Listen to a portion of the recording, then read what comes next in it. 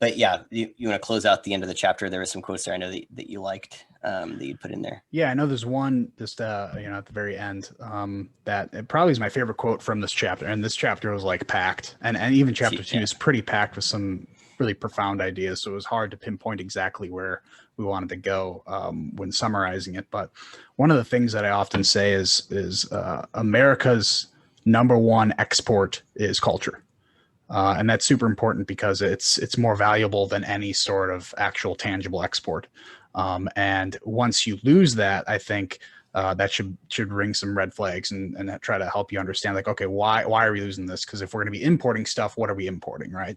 So I think this quote kind of goes exactly what F.A. Hayek saw in England at the time is kind of what I think I'm seeing now in America. So quote, "It is significant that this change in the trend of ideas has coincided with the reversal of direction in which ideas have traveled in space. For over 200 years, English ideas had been spreading eastward. The rule of freedom, which had been achieved in England, seemed destined to spread throughout the world. By around 1870, the reign of these ideas had probably reached its easternmost expansion. From then onward, it began to retreat, and a different set of ideas, not really new, but very old, began to advance from the east. England lost her intellectual leadership in the political and social sphere and became an importer of ideas."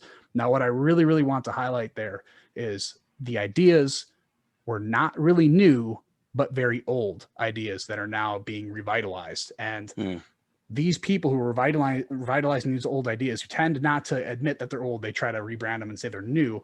These people think that they are progressing, right? They normally label themselves progressive, especially now. They think they're progressing into a post-Western, post-capitalist world. But in reality, they are regressing to a pre-Western and pre-capitalist world. Excellent. They don't understand these ideas are not taking them forward; they're taking them backward. And I think I could argue all of us. They're taking not just them and dragging all of us with them. Exactly. I mean, they can go out there and live, as we lived in the pre-Western world if they want, by themselves, by yourself, some land in the country, but they don't want to do that. They think this is what society should aspire to.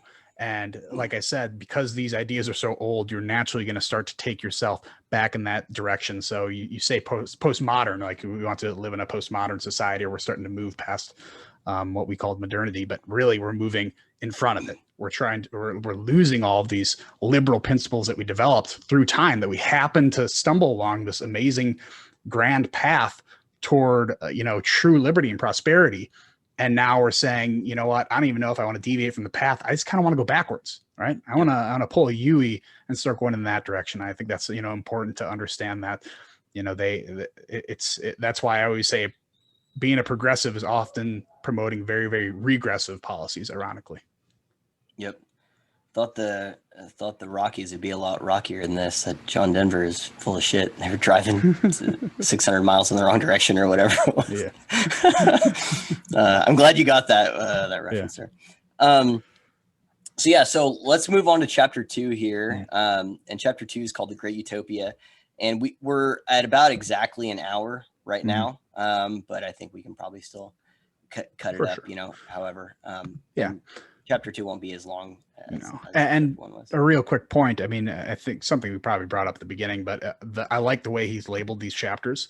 The abandoned road tells the story of us getting to where we are using our liberal principles, and the trajectory that we're seeing now that we're abandoning them. I mean, this was 1944. Yep. They said they were abandoning them. Imagine him, being in 2021 and seeing what we're doing now. But now the second chapter is The Great Utopia. So it goes from abandoning liberalism to adopting socialism and collectivism. And that's why I love the way he labeled these chapters. Yep. That's an excellent point, Kevin. Yeah, that he's saying at the beginning, it's a lot more of, again, he's laying that foundation of here's what got us here. And then now you're trying to do some new thing. You want to dismantle this stuff. Okay, now let's put some names to this. What are you actually trying to do here? You're trying to, whitewash socialism as something that's going to save us. When really it's a utopian thing that will lead us to servitude, and socialism leads to slavery, I believe is what he says at the very beginning. Okay, so you had this quote here at the very beginning that I like of chapter 2, where he says, quote, that socialism has displaced liberalism as a doctrine held by the great majority of progressives does not simply mean that people had forgotten the warning of the great liberal thinkers of the past about the consequences of collectivism. It has happened because they were persuaded of the very opposite of what these men had predicted. I would argue today people are persuaded of the opposite of what people like Hayek had predicted. The extraordinary thing is that the same socialism was not only early recognized as the gravest threat to freedom, but quite openly began as a reaction against the liberalism of the French Revolution, gained general acceptance under the flag of liberty. It is rarely remembered now that socialism in its beginnings was frankly authoritarian. The French writers who laid the foundations of modern socialism had no doubt that their ideas could be put into practice only by a strong dictatorial government. To them, socialism meant an attempt to terminate the revolution by a deliberate reorganization of society on hierarchical lines and by the imposition of a coercive spiritual power. Where freedom was concerned, the founders of socialism made no bones about their intentions. Freedom of thought they regarded as the root evil of 19th century society. I'm going to say that again. Freedom of thought, they being those who founded socialism, regarded as the root evil of the 19th century. And the first of modern planners, Saint Simon, even predicted that those who did not obey his proposed planning boards would be treated as cattle. And I love that. And you know what's funny is that what I was thinking about even just as I was reading that is that we see this again. You know, I saw someone, I forgot who it was, I think it was Joy Reid, you know, she's insane, but tweeted something out the other day about how the GOP, you know, wants to keep CRT out of education because there's already CRT there, you know, conservative or Confederate race theory, and that kids are taught that slavery wasn't that bad and all this other stuff. And it's like, what are you talking about? I think I responded like, remind me again, which was the party that was literally founded to end slavery and which was the party that literally created the Jim Crow South. And it's just insane to me. You know, he's talking about socialism was founded by authoritarians who hated freedom of thought. And now we get to, it's just shoved down. Over 50% of kids in Gen Z and millennials think that it's a good thing, and they get to whitewash it. And it's the same way with the Democratic Party. You know, I'm just increasingly, it's like, no, you're liars, like absolute liars. Like there is something to whenever they say that these people get to rewrite the history books have been rewritten in a lot of ways. They have, because no one talks about how the Democratic Party was the one who that was the Confederates, that was the Jim Crow South, that was the KKK, that was the like anti-abolitionist movement. They were the ones who voted against the Civil Rights Act, like, you know, and all these things. It's really astounding, man. Yeah. You'd think, you know, what they always say, whatever you write in the internet stays there forever.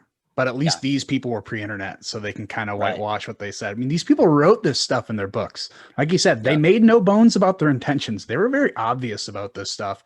And I mean, it's still written work you can find, but it is, you know, just ignored or said, well, that, you know, this was the primitive version of what we want now. And there's actually quotes that will go on to say, you know, democratic socialism is an evolution of this that moved away from these original bad ideas. But in reality, what happened is modern socialism, modern collectivism figured out how to play the word game. That's what happened. Hijacked language. Yeah. Yep. So they believe in the exact same anti-fascism. Things. Yeah. And it's this unapologetic, like, who cares? I don't care if that guy said that. Like, I don't care if Stalinism was really, really bad or gulags are really, really bad. You know, it's something we might have to implement in the future. I mean, they're very open about this now, and this culture where it's a color culture, but you can tell the people who don't apologize, like normally, like, you know, there's been a spate of really, really bad professors and speakers at all these college campuses talking about really, really horrible race theory that get called out for it. And there's like, I'm not going to apologize. There's no one in power to damage my reputation at this point. Hold me accountable. And the information stream is controlled by the people who will protect me. That's what blows my mind, is I think that, as an aside here, you know, a small tangent, is that I think that, you know, I've been thinking a lot about the civil rights movement lately and the success of it, because I think that we have to find a way to map what their success onto what we're trying to do now in a lot of ways, in terms of just the information. I'm not talking about like we're fighting for the same thing as blacks are in civil rights movement, obviously, but the civil rights movement was entirely dependent on the television camera and the printing press, entirely. the pictures and the videos that came from what was going on in the South shined a light on the evils of what was taking place and made it where regular Americans couldn't ignore it. That's how a minority was able to conquer a majority that had total institutional control, except for one, the national press. They did not control the national press. Those in favor of Jim Crow did not control the national press. And so that's how they were able to get a spotlight on that stuff. And I think that there is something to be said about the fact that these people have, like you were saying, they can just say it. They won't apologize for it. They can say horrible things, crazy things, evil things. And because they do now control the national press. They don't control it. Like someone like Tariq Nasheed or Joy Reid. Well, I mean, I guess Joy Reid's part of it, but like they don't control it necessarily, but they know that the people in that, like they all have an agreement. Like we're all on the side with the D in front of the name. And so, and these are the accepted things. And so we can say whatever we want. And the people in the background can say what they want. And they know that they won't be held accountable because there is now that institutional control. And I think they learned from the civil rights movement, you know, that they succeeded because the press was willing to shine a spotlight there. The opposite of that is people won't succeed if the press isn't willing to shine a spotlight on the things that matter and expose this stuff. And they know that the press is in the game of propaganda and misinformation and manufacturing consent, to quote Noam Chomsky, more than actual dissemination of information. And so that's a thing that's different today than it was in Hayek's day. But the principle remains the same, I guess. Sorry, that was a little minor tangent, but no, it's good. I mean, the whole point of doing this isn't just to do a read along of what Hayek thought in 1944. It's how this book is like super, for being this old, like super relevant to today. So I think any tangent we take that illuminates what's happening today and how it really is very similar to what happened back then is worth going on a tangent for. But there's another quote here that kind of expands on the idea of idea we hear of all the time now, which is democratic socialism, right? You know, it's a big acceptable. It's the acceptable version of socialism, and he talks about a couple different revolutions of socialism that they try to make it more palatable. I mean, it's really just an advertisement game. They're trying to say, all right, what way can we package this word that has been so demonized? And he even talked about in the introduction at some point, it's like socialism is a dirty word. Like it's always means bad, but like in 1944, he's like, they will repackage it and rebrand it. They will try to do this in the future, and they've done it many times. Social justice. Exactly. Yeah. You go back. I mean, you talk about how things change. Go back 15 years ago. You really think we would, you know, as Americans, think that there would be open socialists in the government right now? I mean, 15 years ago, I think 15 years ago, maybe. I don't know. Yeah. That's cool. Now, I mean, at least this popular. Go back 35 years ago, before the fall of the Soviet Union, and people would be loading their shotguns and driving to Washington. Oh, for sure. Yeah. But so this next one kind of dives a little bit into and goes into Tocqueville on democratic socialism. But quote, only under the influence of the strong democratic currents preceding the revolution of 1848 did socialism begin to ally itself with the forces of freedom. But it took the new democratic socialism a long time to live down the superstitions aroused by its antecedents. Nobody saw more clearly than Tocqueville that democracy as an essentially individualist institution stood in an irreconcilable conflict with socialism. Democracy, and quote from Tocqueville, democracy extends the sphere of individual freedom, he said in 1948. Socialism restricts it. Democracy attaches all possible value to each man. Socialism makes each man a mere agent, a mere number. Democracy and socialism have nothing in common but one word: equality. But notice the difference. While democracy seeks equality in liberty, socialism seeks equality in restraint and servitude. And, you know, as profound as Tocqueville always is, and the funny thing is, just a really quick aside, is when he tried to publish this book in America, he had one of the first quotes on there, because he made a quote from a different person at the beginning of every chapter. De Tocqueville is one of them, and they tried to take it out. They didn't include it. Yeah, they didn't include it in the first version. He's like, "What? This is America. You know who this guy is, right?" And yeah, they tried to kind of whitewash him, but it was eventually put back in by at least the 76 version. But I mean, you talk about the different ways in which they believe in getting to equality, right? It's this language game, as they both believe in equality, although until late equality was swapped for equity. But I believe they mean the same thing in reality. They wanted the equitable outcome, whereas freedom, liberalism wanted you to figure out the best way to improve your own life. And by that, it's going to raise all ships. And the other way is going to create servitude, and it's going to, at best, keep all ships around the same, or probably sink all of them. And in reality, it kind of picks and chooses winners and losers. And it's a really, really big bureaucratic inside game as to who's going to be the winner and loser there. But they're completely different and irreconcilable with each other. Yep. And to your point, yeah, it's that the pursuit. It's not that equity or equality or whatever. Whenever people have freedom, there's going to be different outcomes. Well, there's always going to be different outcomes, but they want us to all be equally poor, equally destitute, equally miserable. But I love that. That's another one of those things that, that you had it in bold, because we had both put it in the notes. But yeah, democracy and socialism have nothing in common but one word: equality. Notice the difference. While democracy seeks equality in liberty, freedom, socialism seeks equality in restraint and servitude. And yeah, it's and that's another one of those ones that's like pin it on the wall. Yeah. What's funny is whenever he quotes de Tocqueville and Lord Acton, we will read Thomas Sowell and go, okay, Sowell quotes Hayek. And then now I'm reading Hayek and he's quoting the hell out of de Tocqueville. I'm like, okay, God, now I got to go back and read Democracy in America, which was written in the 1800s. I think like early 1800s. It was pre-Civil War, I'm pretty sure. Like 1840s maybe. I can't remember exactly. It was either 1830s or 1840s.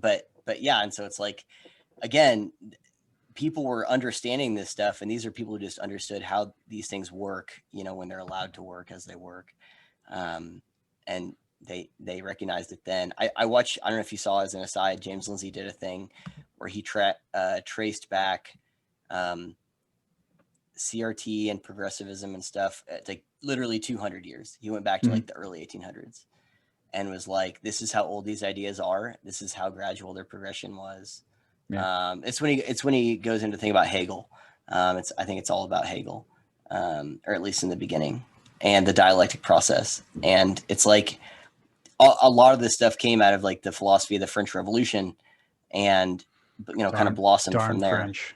I know, right? I will gladly give back French fries in exchange for not having these ideas out there. So to kind of keep things moving with the word game, here's another quote. To ally these suspicions and to harness to its cart the strongest of all political motives, the craving for freedom, socialism began increasingly to make use of the promise of, quote, a new freedom. So I don't want to gloss over what was just said here, because this is a thing whenever I use like that metaphor of Hydra and the Third Reich in the Captain America movie. He's saying that because, like you mentioned, Kevin, that socialism was a dirty word, there's people suspicious of it. He's saying to harness to its cart. So they're saying we're going to hitch our cart to liberalism, and the strongest of all political motives, which is craving for freedom.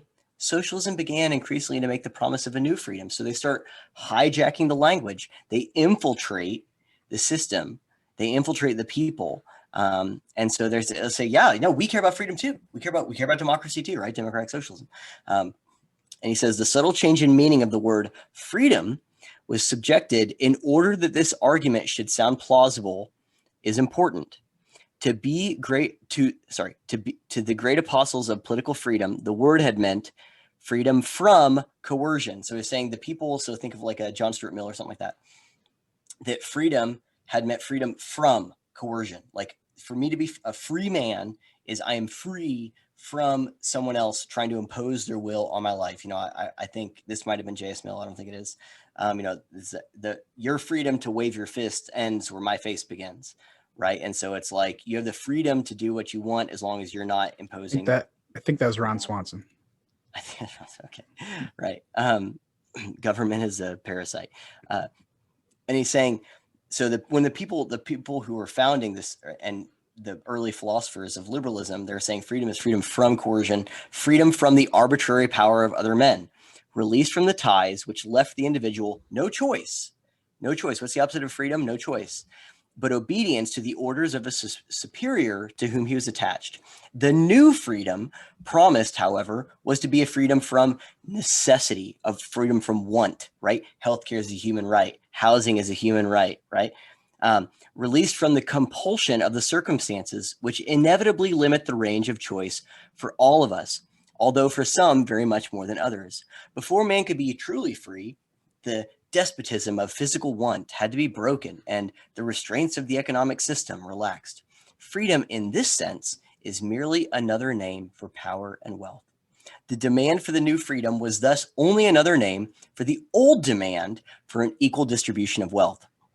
But the new name gave the socialists another word in common with the liberals, and they exploited it to the full. Where else have we seen that? Maybe equality, right? Maybe racism, maybe oppression, maybe justice. Yeah, yeah. And although the word was used in a different sense by the two groups, few people noticed this, and still fewer asked themselves whether the two kinds of freedom promised could really be combined. I mean, this is an early unpacking of the Mott and Bailey type thing, right? Where you have the socialists, the progressives here, who start to use this word that they know is meaningful to these people, and they're using it in a different way. And so they're both groups are using it differently. And by using this word, they get buy-in with the liberals, with the progressives. And again, think liberal as, or the progressives get it with the liberals. Think liberty, think freedom, think modern conservative or libertarian. They get buy-in. And so now they're using it two different ways. And what does that also imply? Well, that the liberals are agreeing with them when they use this word, and they're agreeing to something using a definition that they did not agree to. And so the conflation was intentional on this part, and these other people are just suckers along for the ride. And so that's how we get this Mott and Bailey. They don't really mean abolish the police. You know, they don't really mean that, right? They don't really mean whatever thing. And so this word game we've seen is very effective, and it was used even then. And so that's one of the ways that they were able to infiltrate it. Democratic socialism, you know? Yeah. I mean, that's like Hitler's, or the Nazis had that popular phrase, we want to give you freedom from freedom. It's like, is this like freedom times two? How does this work? I'm not great at math. Squared, bro. Right, exactly. But it's that subtle language game, and they use new freedom here, right? But they don't use the words new freedom anymore. It's just freedom now, right? Yep. So we've almost made a double speak term out of this word that can mean a different thing depending on how you want it used in that context, but still related to its original meaning, like you said, with liberal. Like if you get the go ahead and the say liberals like me, right? So it's easier to package your narrative to liberals, although real liberals are like, no, I don't want anything you want. That's crazy, right? Yeah. Exactly. That bait and switch used there is extremely important, especially for, like you say, the outward advertising of this type of information, and being allowed to give them buy-in and stuff like that. So yeah, I love the really, I mean, I wanted to shorten this quote to not cover like two whole paragraphs, but you can't. There's so many good ones, especially in the second chapter, that is just it's full of. And what I do love too is his use of people like de Tocqueville. There's another one coming up from another guy, but using those external resources and really pulling him in to make sense of what he's trying to say there. And he just does it in such a great, concise way. Yep.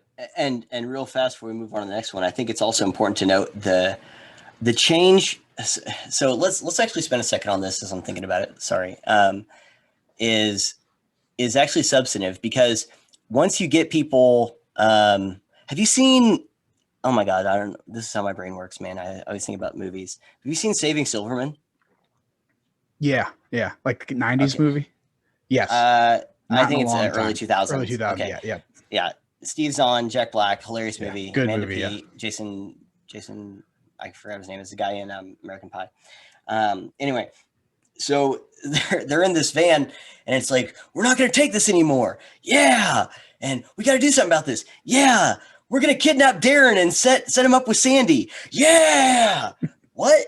And so like the point is that they're like getting these people to agree to this stuff, and by changing the definition of freedom, this is what I mean, is by changing the definition of freedom. Whenever you say that freedom is not about freedom from coercion, but freedom from necessity, you are, by implication, you're not agreeing to a definition. You're agreeing to a process. You're agreeing to a process. Freedom from necessity means, well, yeah, we're going to kidnap Darren and set him up with Sandy. Yeah, wait, what? Are we? We're going to do a thing. It's not, you're not agreeing to freedom from coercion, which is you not doing something. By agreeing to freedom from necessity, you're agreeing that we have to do something. You're agreeing that we have to act. Oh, okay. So yeah, then housing is a human right. Someone tweeted out yesterday that California wants to pay for like half your house or something like that if you're going to buy a house. I think James Lindsay retweeted, said this is a trap. And it's like, yeah, it is. So we have to fund the government to do all these things. We have to give them more power and more of our money so they can get involved. Oh, education for your give student loans. That part is so important. I don't want to gloss over that. Whenever you change the definition, you change the implications of the statement. And so they got these good liberals in that classical sense by doing this and agreeing with their definition, maybe unwittingly at first, to also agree to the processes prescribed to bring about that freedom. When you change it from freedom from coercion to freedom from necessity, you agree to a fundamental change in processes, which, as we talked about earlier, leads to a change in the policy, which leads to a change in the culture and a change in the people and the trajectory of that country. Does that make sense? Like, I don't think that we should gloss over that fact. That has real world implications. Absolutely. Yeah. I mean, even talking about, collectivism versus individualism, a moral individual believes in something like charity, right? Where the collective is like, we believe in government charity. It's like, all right, well, unpack that phrase, right? What does that mean? Right. I saw a headline the other day of President Biden donating vaccines to other countries, which is an admirable goal. I'm not saying we ought not to do almost that, but like the we language have more than we need. The real part here is the language used there was to say that President Biden, good old Joe, is donating stuff out of his own pocket. And it's like, whoa, wait, he's using my money to donate to other people, right? That is government charity for you. And again, admirable cause. I don't necessarily disagree with it, but like, call it what it is. Don't try to pretend and package this in a different way that's going to be like, this is freedom, or I'm going to give you more freedom by controlling your healthcare, right? That's not freedom. That's the opposite of freedom. But I'm okay with there being less of those in within our borders, to be honest. I'm okay saying that.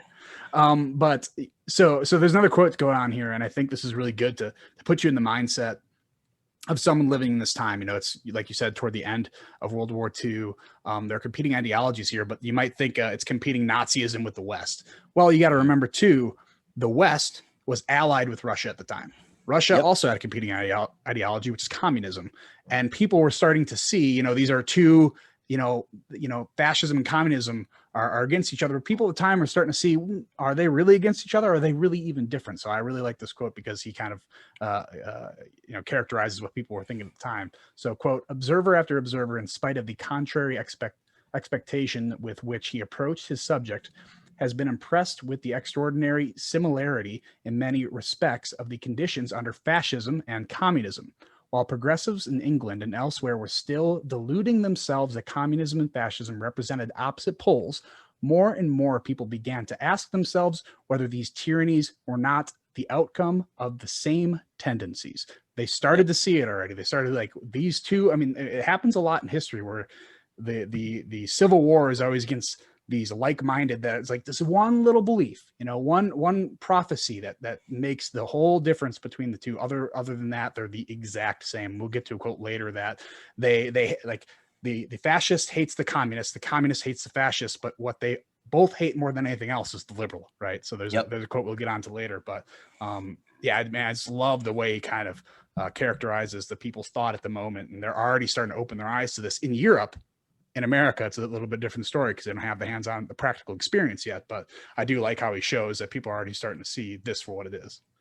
Yep. And to kind of map that onto a different situation or metaphor, I have a much harder time and I would say, let's just say stronger feelings of contention with someone who would, let's say, is like a Mormon or like Westboro Baptist or something like that, than an atheist. Whereas if someone were to say, all right, let's make a list of all the things that you would say you agree with, or there's 3 columns, there's you, there's the Mormon, and there's the atheist.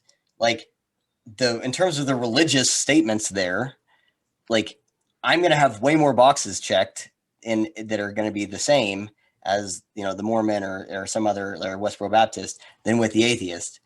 But it's those few boxes that creates the thing. Cause it's like what the atheist is saying is totally different from my belief. So, okay, whatever. But this person, in my view, is distorting my beliefs. And so I think the quote later, you know, you reference, he's like, oh, they followed false teachers, but at least it's a similar kind of thing. And so you have a stronger, you know, like competition, I guess, with the people that it's just that one little thing. And I think what Hayek is pointing out here is that these two kind of the faith systems or philosophies, you know, I think of socialism and Nazism and Marxism and all of it, you know, it all ultimately leads to fascism. And that's why he singles out liberalism, because it is fundamentally opposed to all of those things. It's not at all the same. It's not at all the same. Yeah. Yeah. Yeah, I mean, yeah, he goes into this a bit more, but I did want to quote someone else while we were stumbling along this. There's this guy, W.H. Chamberlain. The reason I wanted to highlight this is because he's an American correspondent who's really sympathetic towards socialism and communism, but then he spent 7 years in communist Russia as well as time in Germany and Italy. So we kind of got to see all of them. The quote Hayek said there was that he was forced to re-examine his beliefs. Yeah, or revise his beliefs. He was I think it's what Hayek said. Yeah. He got the you know, AP class he took, I suppose. But the quote is, quote, "Socialism is certain to prove, in the beginning at least, the road not to freedom, but to dictatorship and counter-dictatorships, to civil war of the fiercest kind. Socialism achieved and maintained by democratic means seem definitely to belong to the world of utopias." As in it doesn't exist. Yeah, it's fancy. Yeah. Well, that's the thing with utopia. Some people believe it's like Nowhere. utopia is a good thing that we should know. Utopia means by definition is unattainable. It is not. Nowhere. It is not possible. And that is even as a democratic means, right? We talk about democratic socialism. It's like you're striving for something that you can't do, right? What's that quote?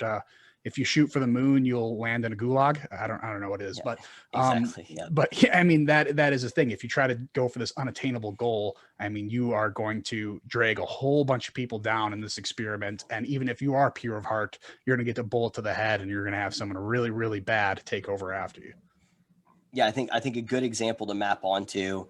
So, like, if you can get people to agree that it doesn't matter if you like this system, this program, just ask yourself if it's reversible. Practically say, okay, so you democratically elected someone that then created Social Security.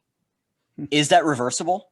Like, now it's really not. Now there are ways to, but it's incredibly difficult, you know, and that's what Hayek making says, a lot of people mad. The longer you go down this road, the more difficult it is to turn back. And so the point is these people, no, it's democratically elected. It's like, okay, Hitler was democratically elected. Was that reversible once you did it? There's a thing, you know, something that comes to my mind is in like mountaineering called getting cliffed out. And if you get cliffed out, it's where you get to a point where you can't go forward, but you can't go backwards. So you took yourself to that point, but you get stuck there. Actually, it was literally the 2 days after I took my wilderness first aid class that I happened to be out bouldering in this spot where I came across these they were super duper high, but this guy got himself cliffed out. He had climbed to a certain spot, but he got himself stuck. He did not know how to get back. He couldn't. And so I had to go up and help him do that. And the point is that just because you chose to put yourself in a position, democracy elected it, doesn't mean that position is reversible, that you can unchoose it. You can choose, well, I mean, this is you get, obviously there are people who will say, well, but if I get my wife pregnant, we chose to do that, you know, but that's an irreversible thing because I'm not going to murder a child. But you get my point. And so the argument is completely fallacious on its face that, well, if it was democratically chosen, then therefore it represents some, extension of freedom or liberty or democracy or our constitutional republic. That's not the case. You can absolutely choose things that are irreversible afterwards. Yeah. Hitler was democratically elected, by the way. Yeah, that's what I was saying. So, yeah. He's democratically elected, and then that was not going to be reversed. It wasn't. Right. They just voted. Here's another example. China, not that long ago, right? Xi Jinping, president for life now. Yep. He was voted in, and then I think they ousted. No, this is Soviet Union, where they got rid of all these other people who would have made it where Putin couldn't be or would able to be reelected. But the same Putin, China, whatever, voted in, right? Who knows about the security of those elections? But are those guys going anywhere? I mean, come on, And so it's a completely ludicrous argument that people don't want to think about. It's like, oh, yeah. And your choosing of a thing has nothing to do with the irreversibility of the thing.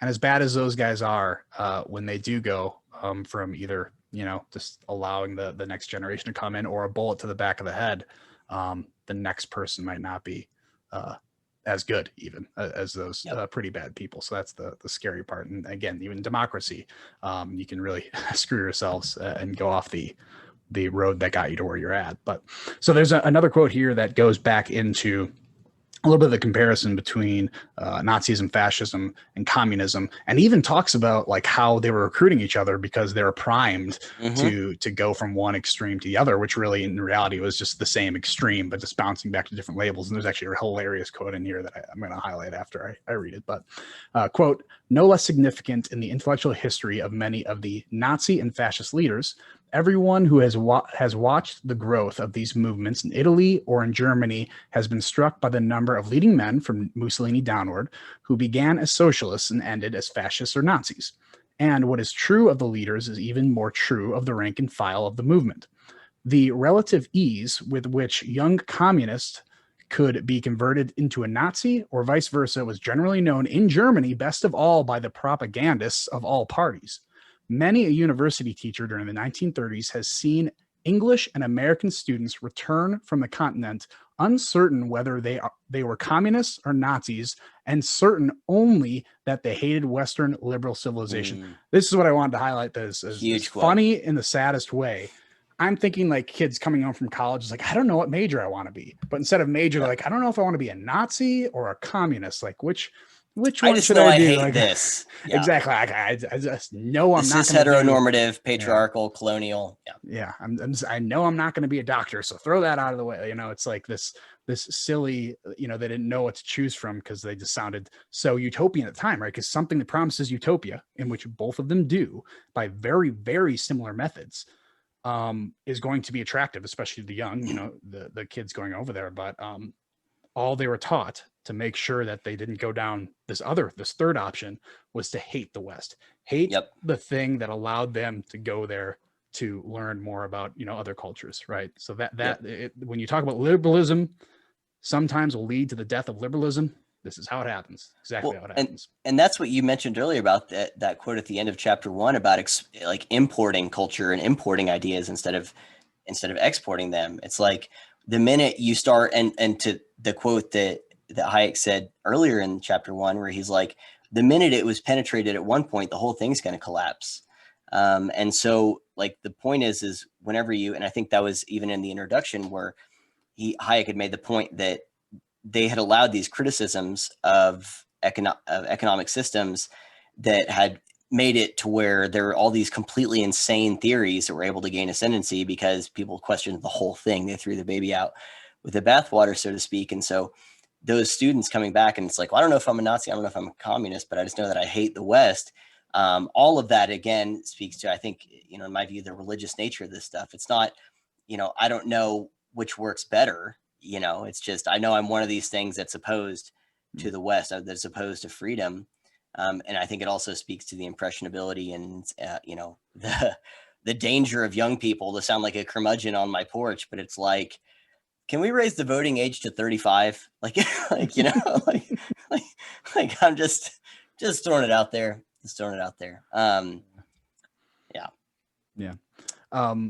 Yeah, but to just continue, and this is actually something we just talked about before, but in the rest of this quote, while the while to the Nazi the communist, and to the communist the Nazi, and to both the socialists are potential recruits who are both made of the right timber, although they have listened to false prophets, like we talked about before. It's just the same ideology, but you have a false prophet, but it's really close, but I still hate you for one it. little thing. Exactly.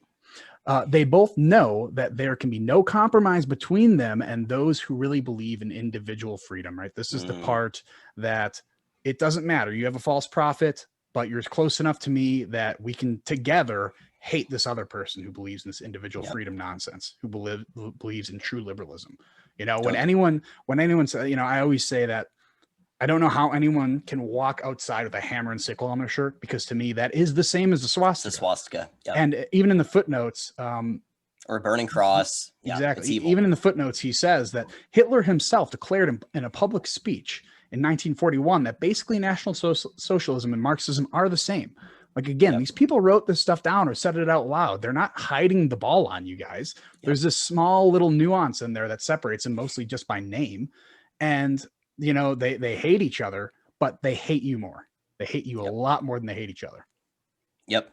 And they hate you because you there specifically being those who value individual freedom and liberty. Yeah, and that's exactly right. And again, it speaks to the fact that, you know, like I was saying, that they saw each other as recruits, right? A socialist saw a Nazi, or a Nazi saw, you know, a communist, and communist saw a Nazi, and both of them saw socialists as potential recruits because they're made of the right timber. What does that mean? It means they held the same basic beliefs. They held the same basic tenets and predispositions towards the state of society, which is that it has to be unmade, it has to be dismantled. It's just a matter of how we're going to go about it. And so they didn't try to recruit the liberals. Yeah.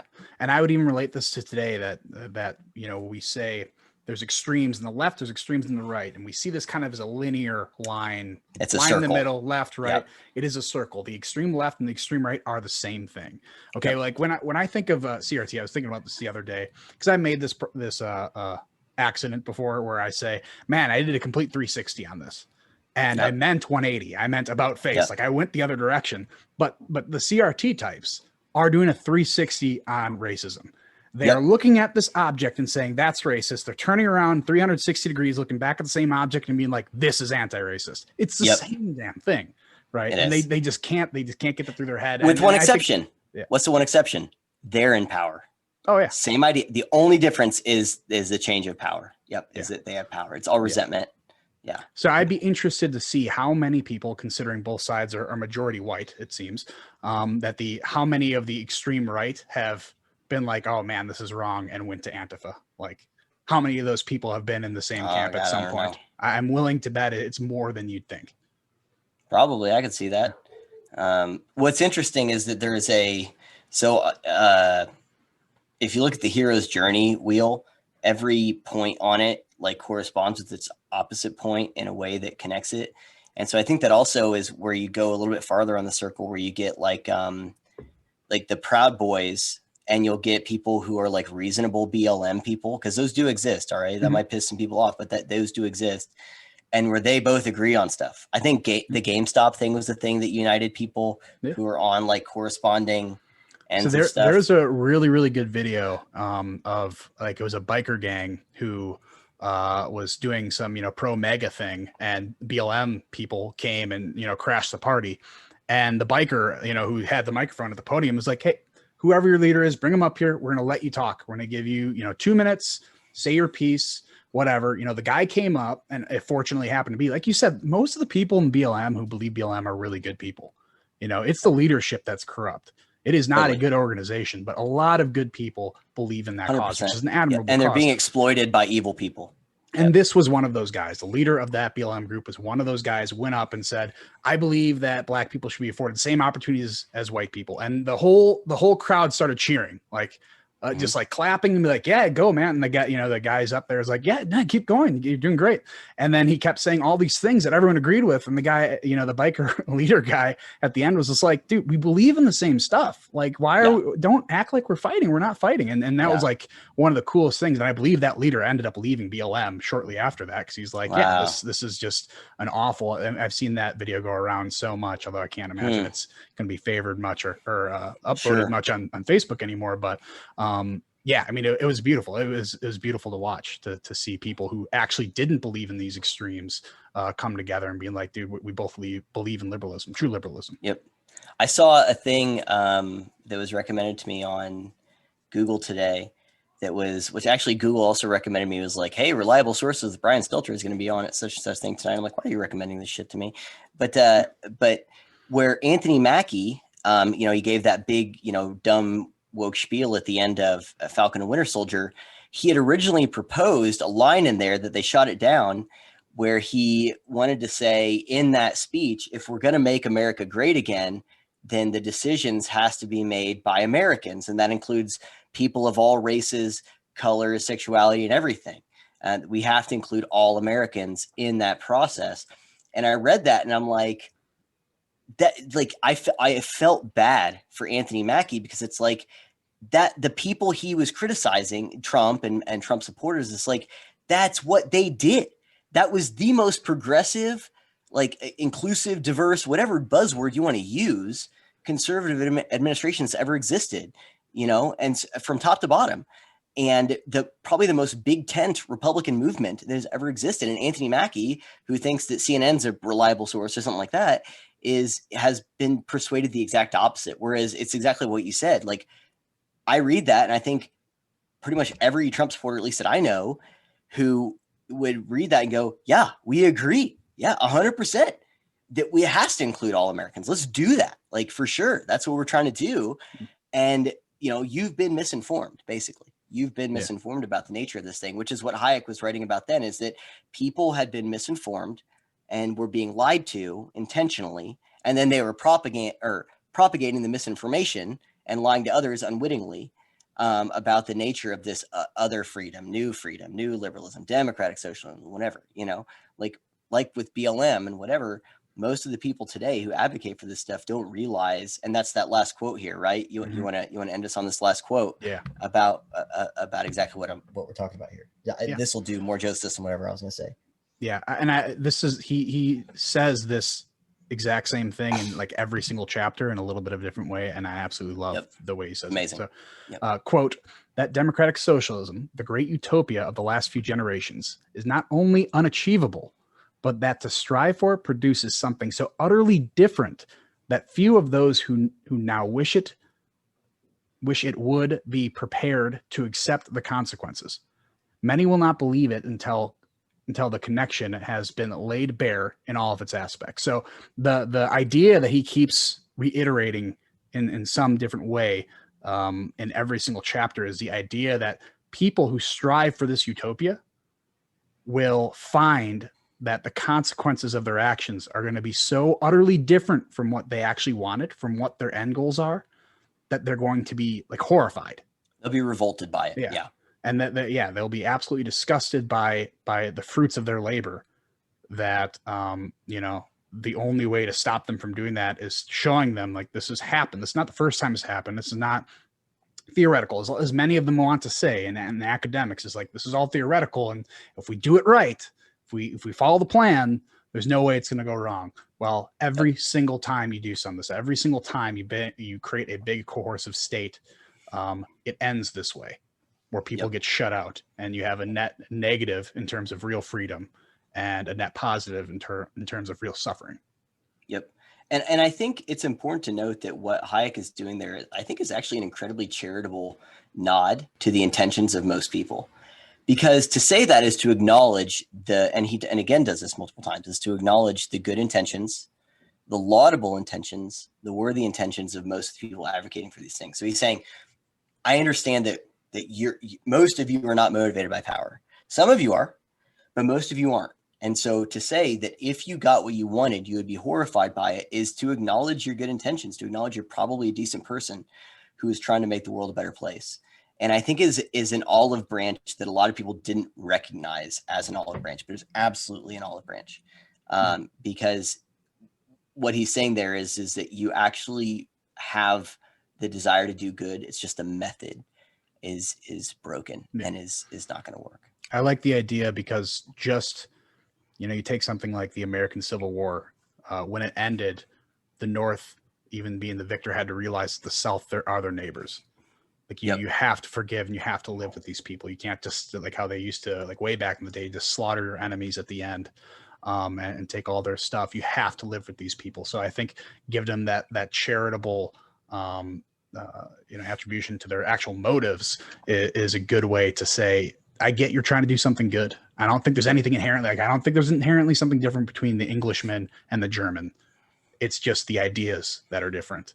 And if we can utilize your ambitions to make a better world, but do it in a way that follows the path we've been on up to this point, that your efforts will go much farther than you think, and won't hurt everyone else as you try to conduct the social experiment. Yep. I will say that I would draw a distinction between some of the Confederates there. I know that you weren't saying that all of them. It's like, yeah, there's a lot of people that really just wanted to keep slavery. But I know that that's not what you're saying there. So let's do a brief recap, and then we can end it. So basically in these first two chapters, what we see is Hayek in The Abandoned Road. He's saying, before we get to the road to serfdom that we're going on, let's look at the road that actually brought us to a place of tremendous prosperity, tremendous scientific growth, ingenuity, medical growth, and wealth creation for virtually all of the West and for the United States. And that is an idea of freedom of the individual, of individuality, as he puts it, that men are the best determiners of their own fate. And so you have to unleash them to pursue their own means as they see fit, as long as they're not imposing them on other people. And that's going to lead to explosions in innovation, into scientific advancements, and to wealth creation for the societies that allow people to pursue their own ends instead of trying to meddle and get involved. And we had kind of happened upon this realization of the connection between these two things really centuries before this. And just as he said, it was implemented kind of in patchy applications here and there. And then eventually we're like, oh, wait, this works. Let's do more of that. And so that leads to the rise of freedom and liberalism in the true sense. And he's saying, here's the road we were on. We let people pursue these things. It created this huge advancements in society. And there's people now who want to compare today to today and don't realize the mechanisms that brought us here. And they need to look at the men 100 years ago, what they were trying to get in society, what they were striving for, and what standards of living they had, and to really acknowledge how privileged we are and how lucky we are.